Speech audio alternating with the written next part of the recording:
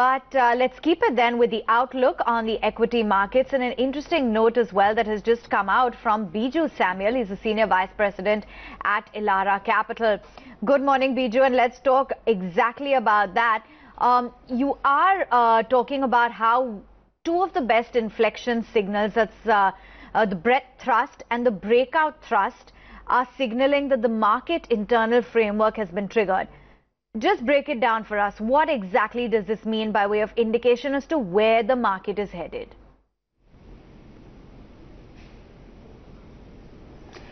Yeah, these two signals, apart from many others that we track, it actually is one of the biggest long-term buy signals in the market because going by those few instances, 6 or 7 instances when we've got these inflection signs, it was followed by the biggest moves in the market. So basically this indicates we are beginning one of the biggest moves in the market. It's actually the combination that we've got from the first week of March is the highest combination that you can get in terms of these the signaling.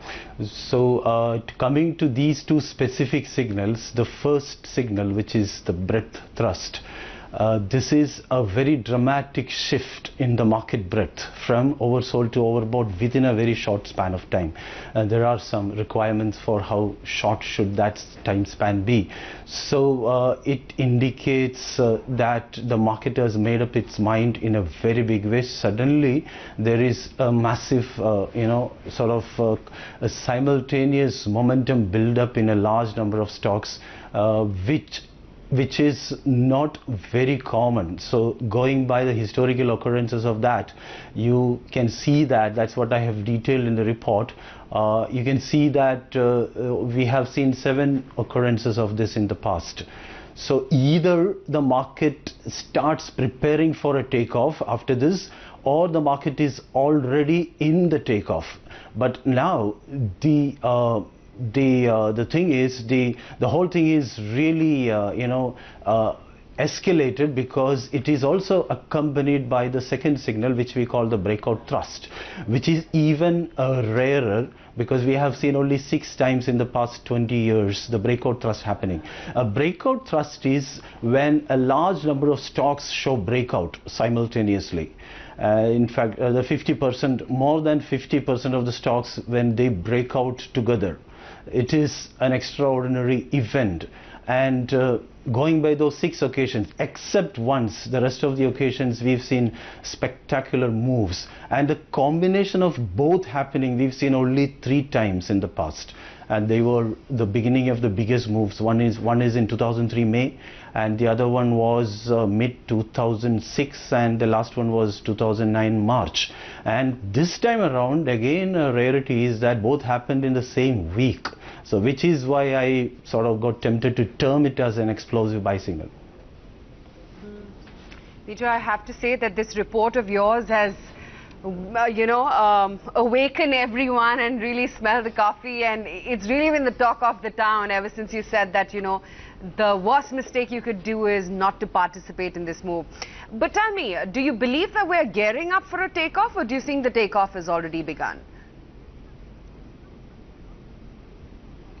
See, that's what when the breadth thrust is there, either the market is gearing up for a takeoff or the market is already in a takeoff. But when the breakout thrust is there, the market is already taking off. So that's what I believe here. The market doesn't have any more work to do here. So it was from a resilient base, the market is just taking off. Interestingly, from a near-term perspective also, one clarity which going by the previous occurrences is that the day, in fact, the breakout thrust first happened in the broader market. That was the date was actually 6th of March, the first week of March, and it started happening in the frontline indices, that universe, last week. In fact, Tuesday last was the day when it happened on the Nifty 100, the Nifty 200, that kind of trendline universe. So the change was in the broader market, and then the trendline universe also joined. And from a near-term perspective, the importance of that is, for example, Tuesday was the day when it happened on the Nifty. So that day's levels become a very big bid point for the market. So that means 11,320, in and around 11,320, 11,220 was the day's range. So I wouldn't be surprised if the market does not even dip below that, because buying emerges at that. A lot of buying orders will be waiting at that level, because that's where the concentration of buying happened, creating that simultaneous breakout. Last year up until the beginning of this month, there's also that missed out feeling, right? Now when everyone's looking at the screen seeing the Nifty move up all the way to 11,500, you're like, why did I not participate? But anyway, I'll come to that in just a bit. Where within the Nifty, Biju, do you see participation coming in? Because up until now, it's been the Reliance, it's been, ICICI Bank and Axis. Do you think that the rally will now be more broad-based, or will it be again those select few names pushing the index higher from here? It has to be broad-based actually, because what we were seeing since the market peak in Jan 2018 was the polarization within the Nifty. So it was the worst stage of that was by December, January, when very few stocks were propelling the Nifty move.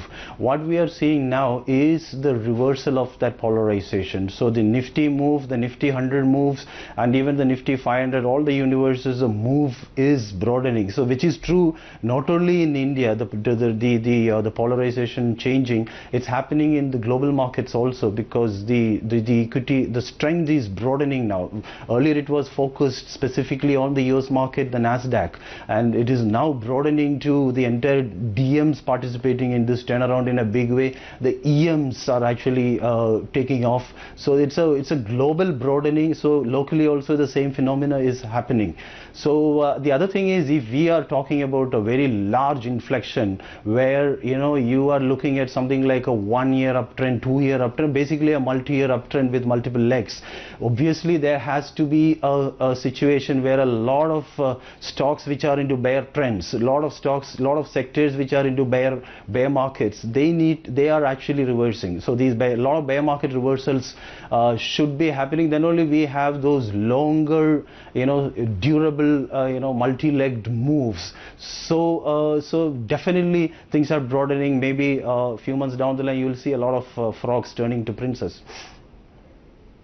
Yes, we certainly hope that we manage to kiss the right frog, that he turns into a prince. But Biju, let's also talk about, just to stress upon your outlook for the broader end of the market. You are talking about how the rally will continue, but it's going to be a patchy outperformance in small caps. Why is that?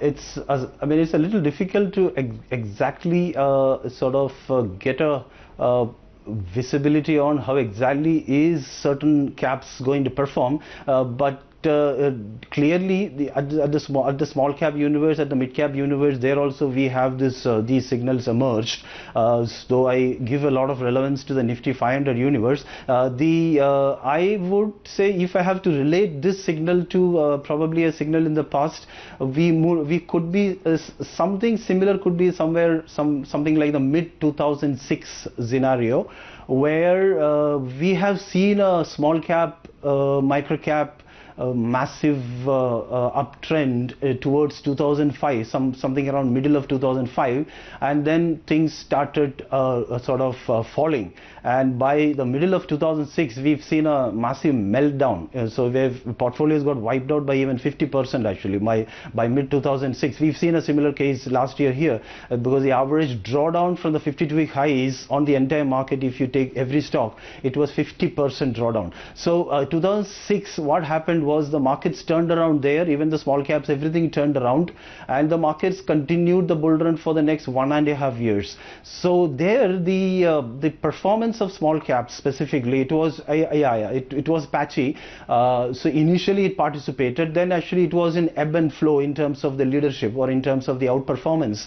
And towards the last stages of that market uptrend, late 2007, there was again a big catch-up. But a lot of stocks within small caps, I think they were still well below the 2005 highs. So it's going to be, there is going to be a move, but there will be, initially a lot of participation might happen, but later on there could be a lot of discrimination.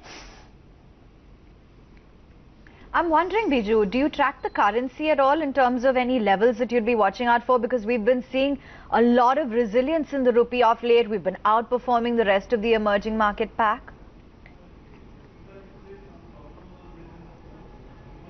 Yes, one by one we are getting all the catalysts in place.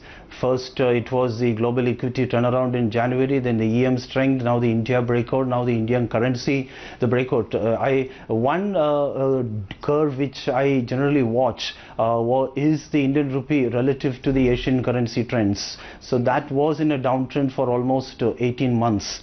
That is completely broken. So it's also a big inflection for the rupee. It's a breakout for the rupee. So I generally hesitate to give targets, but in fact, the recent pattern from where it broke out, it could be a 4% move. But basically, an 18 months trend is broken for the rupee. Okay, yes, indeed. I know you're not hazarding a guess when it comes to levels, but yeah, that is something that you're monitoring, the relative outperformance versus the other emerging. Yeah, if you want to still... Yeah, go ahead. Yeah, if you still want some levels, see the few of the, let's say the one level which is important is the past 5 years rupee was finding support at around 68.90, and which is what was taken out last year. The rupee lost that support, and then you saw that surge towards 74.5 and all. So right now on the way down, that's the first level, first one of the critical levels for the dollar, 68.90, 69. So below that, actually it kind of what it does is so that structural nature of last year's breakout in the dollar, that gets diluted, which is a very good news for the rupee in that case. So if I have to do some sort of a projection, so you have these projections can only be giving near-term visibility, not actually, you cannot make too much of a level perspective from a longer-term perspective. So 65 to 66.5, that's where it is coming to. Right. Thanks then for giving us that level, not only on the rupee, but on the Nifty 500, the markets in general, telling us about your trend. And by and large, the take is that it is a fairly positive outlook. Biju Samuel there with his view on the equity markets.